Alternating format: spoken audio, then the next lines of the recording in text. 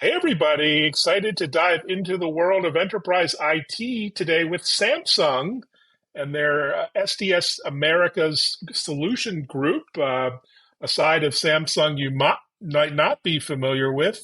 Dave, how are you? Doing well, thanks, Evan. Thanks for having me. Well, thanks for being here. Many of us know and love our Samsung products and devices, but many of us aren't familiar with the B2B IT side of Samsung. And you guys in that area are a tech global powerhouse as well. Maybe introduce Samsung SDS America, your team, and your mission within that group. Yeah, sure. So Samsung SDS was the IT department for the Samsung Group, and then in about 1985, we were spun off into our own entity. So we remain the IT department for Samsung. So basically, all network infrastructure, all software, services, help desk, you name it, all of it's done by Samsung SDS globally for all of the 200,000 plus employees of the Samsung Group. Uh, we're about a $14 billion US dollar organization, about 23,000 employees and offices in about 43 countries. So one of the Wow. biggest IT companies that hardly anybody's heard of, unfortunately. We're trying to change that. Well, that's very impressive, incredible numbers. And tell us about your focus when it comes to digital transformation. What Sure. areas do you focus on, and what are the more recent innovations you're interested in? Yeah, absolutely. So, I mean, SDS has an internal business, obviously, where we, work with the Samsung Group. We have an Mm, external business, which I'm part of, where there are global, external sales teams that are taking our solutions, or also coming up with brand new solutions and going to our customers and helping them solve large problems.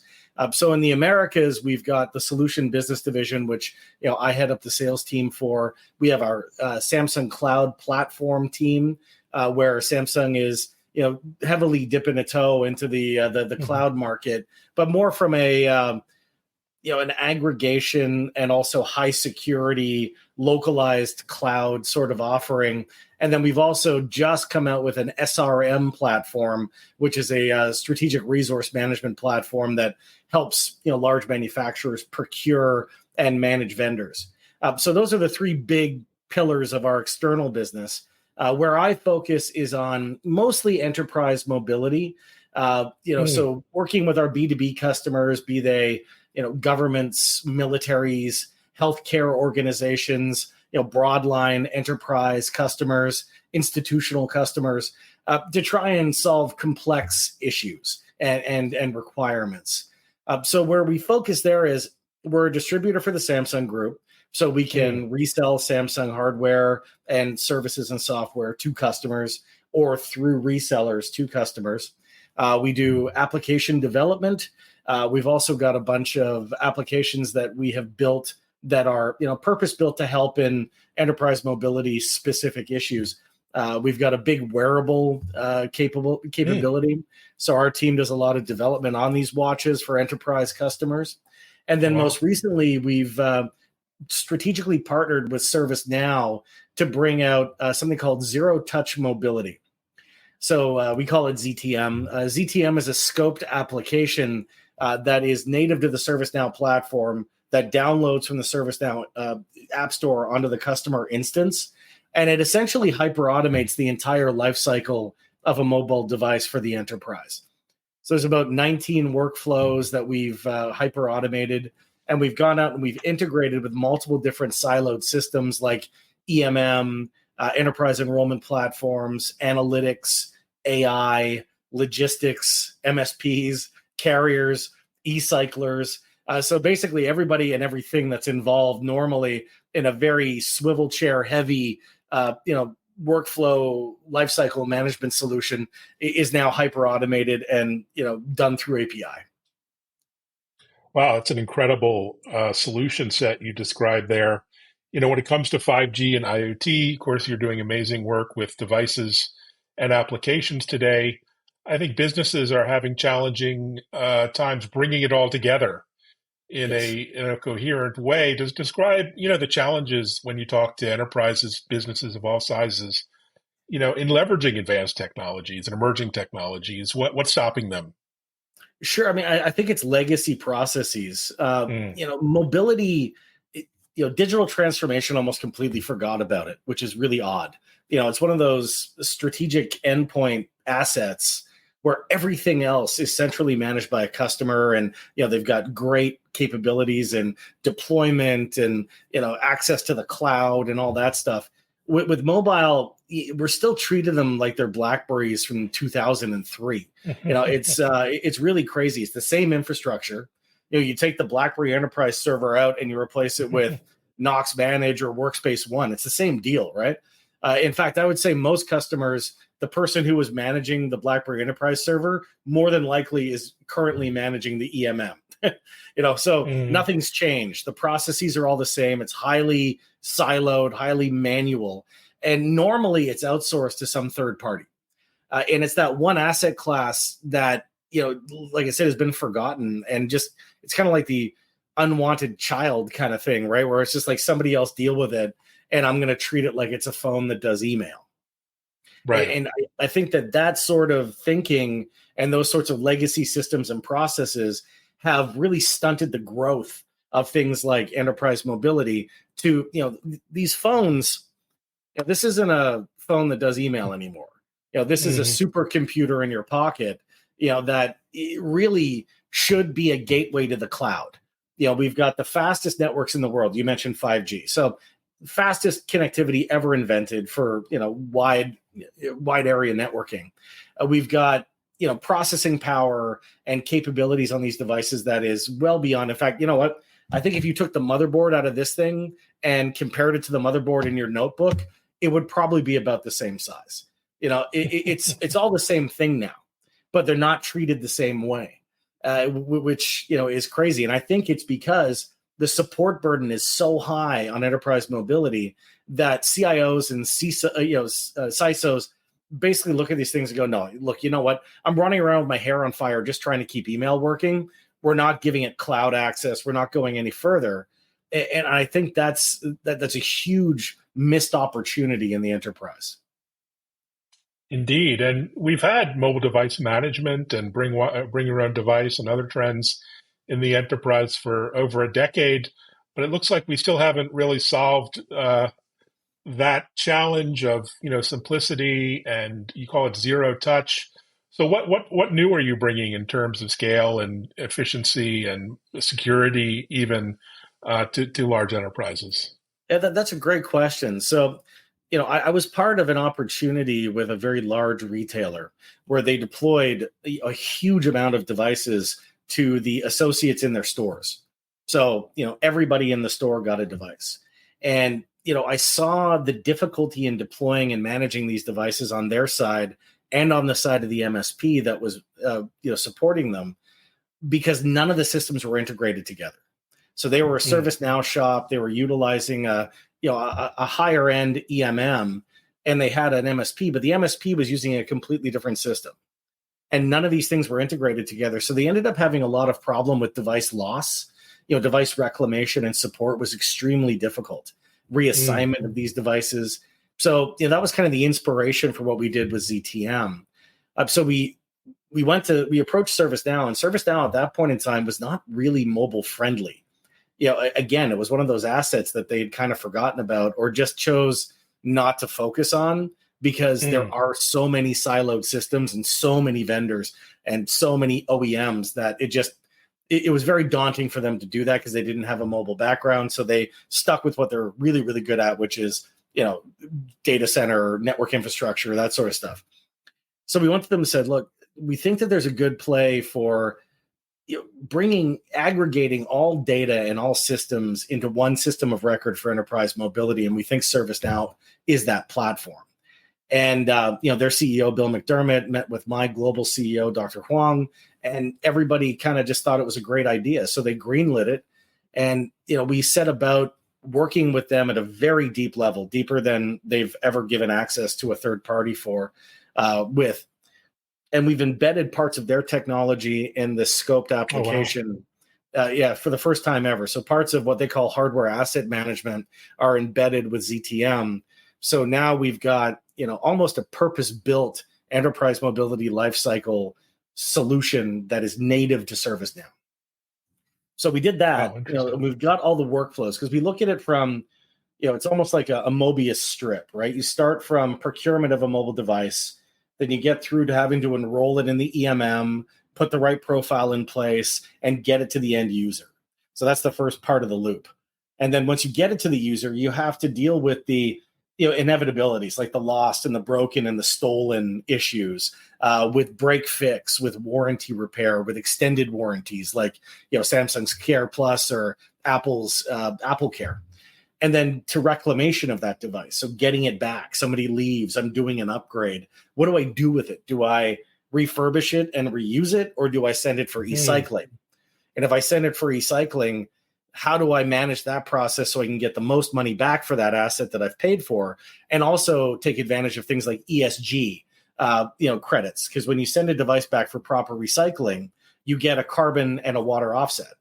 And everybody's got an ESG goal they're trying to meet. But right now, I think that from an enterprise mobility perspective, because it's so siloed, ESG really isn't figuring into things because the person who manages the buyback of the devices is not in charge of ESG and probably doesn't even know what it is. And that information stays on some external system with some vendor. So our goal was, okay, let's bring all of these systems and all of these workflows together into one place and have these workflows, as opposed to taking, so we did a study, and the majority of workflows in enterprise mobility took at least 4 swivel chairs. The reclamation and buyback of a device takes 14 minimum. So we were looking at it going, wow, we can't get any sort of economies of scale or efficiencies with that amount of manual effort. And the amount of times that things can fall through the cracks, there's so many points of failure. It's not even single, there's multiple points of failure. So how do we eliminate all that? So we've done, I think, a pretty Olympic job of doing that. So now we've got 19 workflows that are almost fully automated. Like that buyback workflow I was talking about, 14 to 19 manual steps. We've got it down to 3.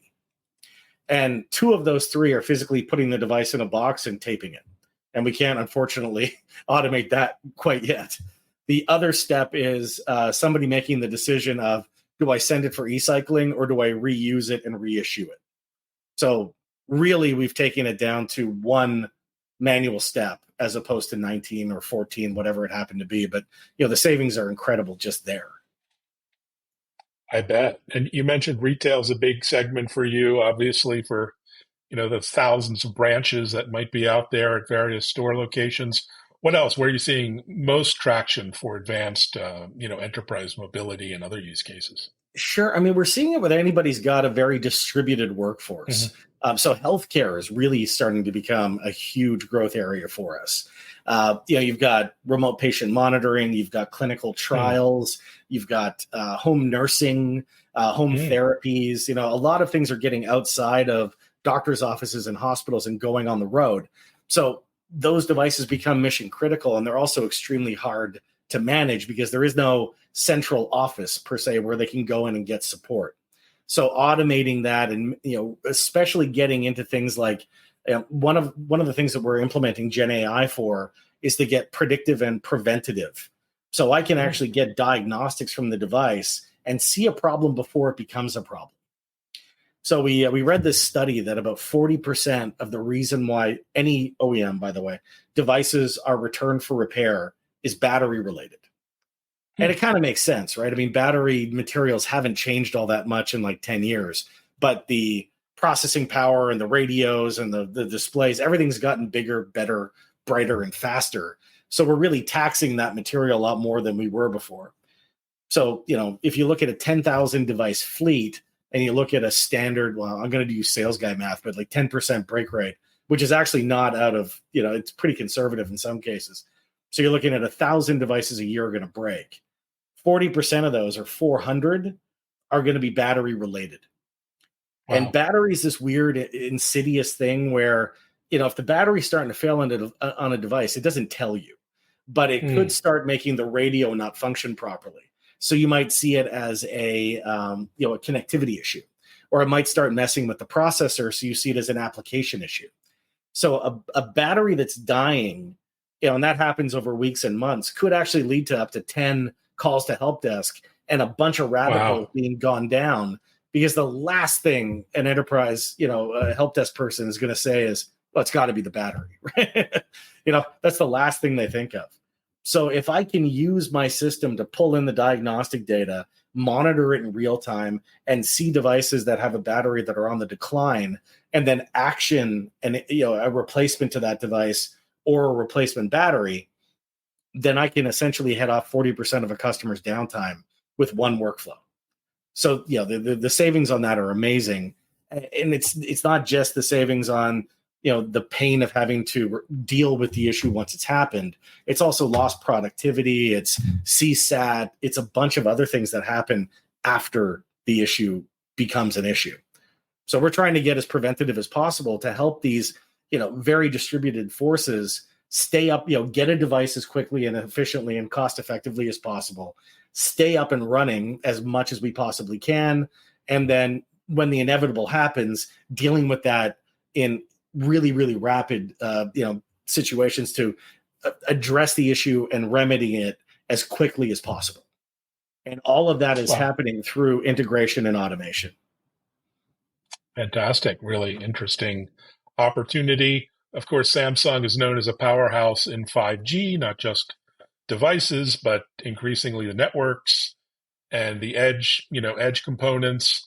You must see a big push for 5G deployments, I imagine, privately in the enterprise or in big venues. We are. Hospitals, you just obviously are looking at alternatives to bad Wi-Fi.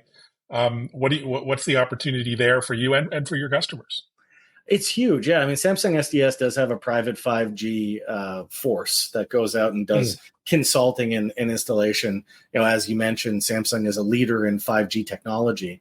And private 5G, I think it's really starting to hit its stride, because a lot of companies now are starting to wrestle with, all right, I've got to upgrade my legacy Wi-Fi network infrastructure. Do I go with Wi-Fi 6 or whatever comes next, or do I go with private 5G? And at this point in time, from an economic perspective, it's kind of a wash. So it really depends on capacity. So if you're going to put a lot of IoT sensors onto a network, 5G, with the amount of capacity that it's got and its ability to beam split and all of that, is really very good for IoT.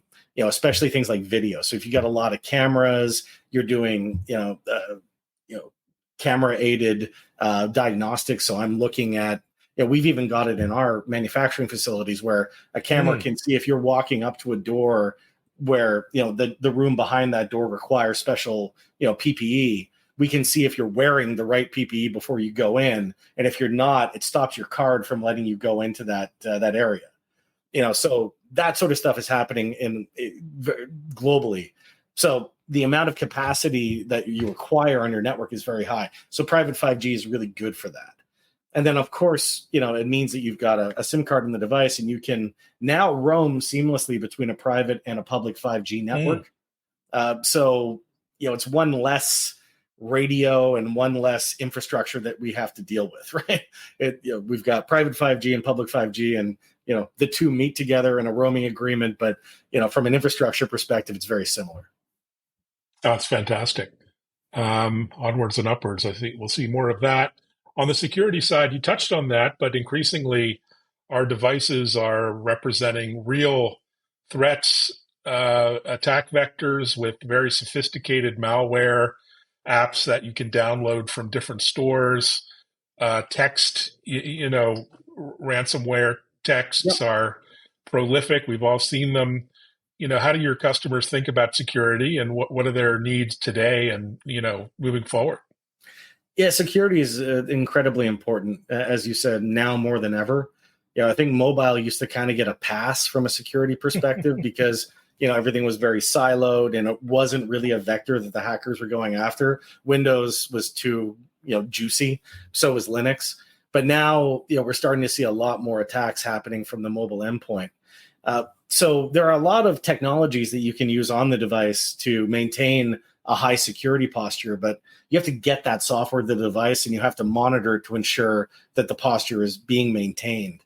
So part of our zero touch mobility solution is making sure that when that person is enrolling their corporate liable device, that the right profile is going down to that device, the right software is being installed, and that nothing has changed with that device.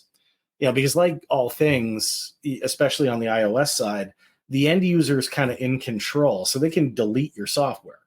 So we can actually maintain that and make sure that if there is an issue on the device, it's reported. We can block access to that device until the issue has been remedied.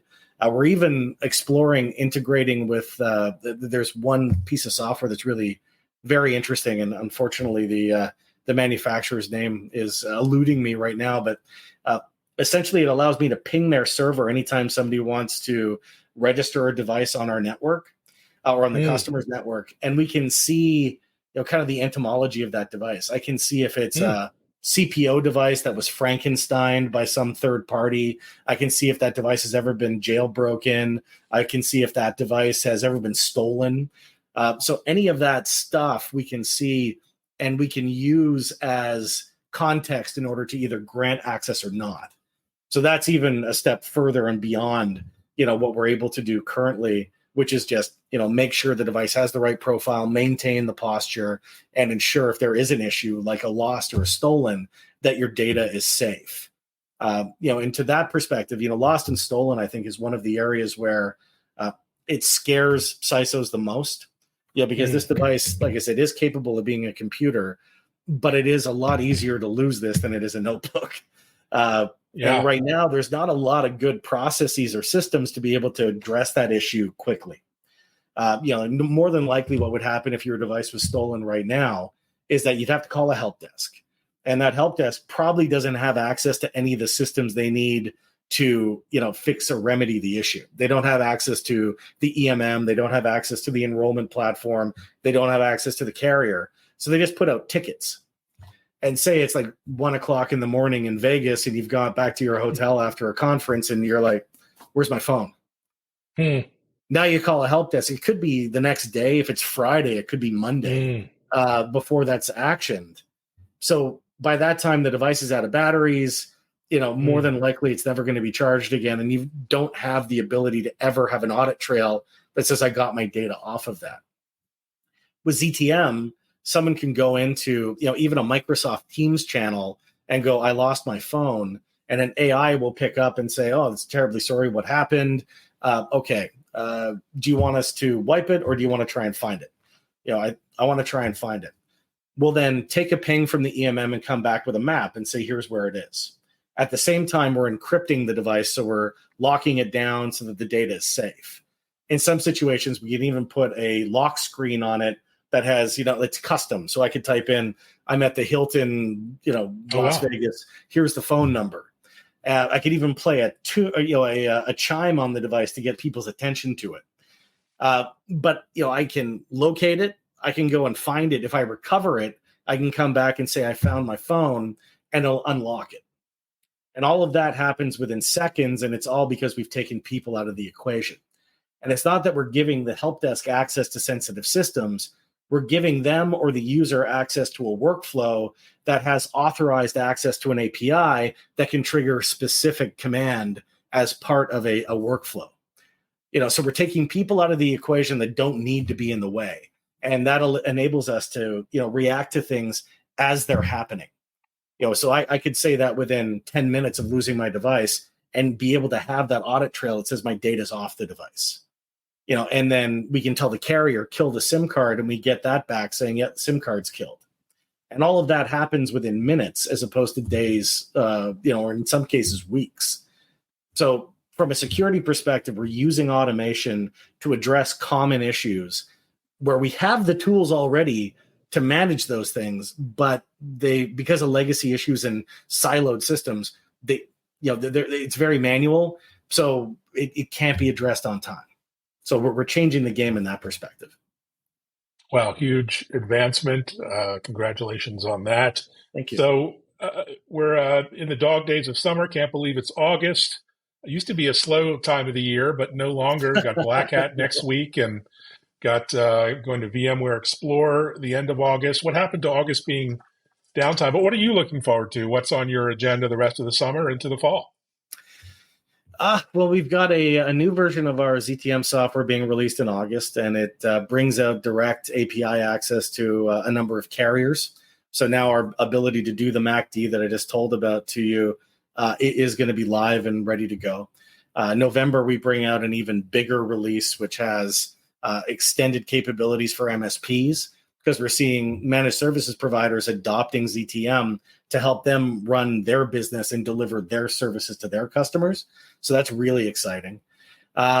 Besides that, I've got a world tour coming up. The solution's gone global, so I'm going to be in Australia. We've got some Canadian customers that are starting to get spun up as well. So, it's starting to grow pretty dramatically. And I don't know, I got a team of 14, so there's always something that comes up. I think I'm booked for travel every week until the end of the year, except for next week where I'm going on PTO with my kids. Excellent. Well, enjoy that. One final question. Do you get good discounts for friends, family, podcast interviewers on? We do. At Samsung? I'm sure you have every device known to Samsung. So, a little secret with Samsung is that if you're an employee at the end of the year, I think depending on your level in the company, they give you kind of a gift certificate to the employee store. Wow. So in the beginning, you're like, well, I need a fridge, I need a vacuum cleaner, but I've been with the company for 6 years. So at this point in time, I'm like, I need a portable projector so that we can watch a movie while we're sitting by the fire. Oh, wow. Well, as a gadget guy, I'm very jealous. I'm very jealous. If you need anything, let us know. We're okay. certainly happy to help out. All right. Well, thanks so much for joining. Really insightful inside view of a part of Samsung many of us don't see or know, and appreciate your time and interest. My pleasure. Thank you so much for having me. Thanks so much. And thanks, everyone. Look forward to chatting soon. Bye-bye.